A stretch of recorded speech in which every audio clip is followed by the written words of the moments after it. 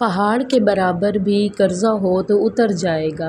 دعائے حاجات ہے، جو شخص ہر نماز کے بعد اس دعا کو ہمیشہ پڑھے گا، خصوصاً جمعہ کی نماز کے بعد، تو اللہ تعالیٰ ہر خوف کی چیز سے اس کی حفاظت کرے گا، اس کے دشمنوں پر اس کی مدد کرے گا اور اس کو غنی کر دے گا، اور اس کو ایسی جگہ سے رزق پہنچائے گا جہاں اس کا خیال بھی نہ جائے، اور اس کی زندگی اس پر آسان کر دے گا، اور اس کا قرضہ ادا کر دے گا اگرچہ وہ پہاڑ کے برابر ہو۔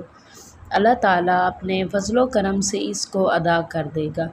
بسم اللہ الرحمن الرحیم۔ شروع کرتی ہوں اللہ کے نام سے جو بڑا مہربان نہایت رحم کرنے والا ہے۔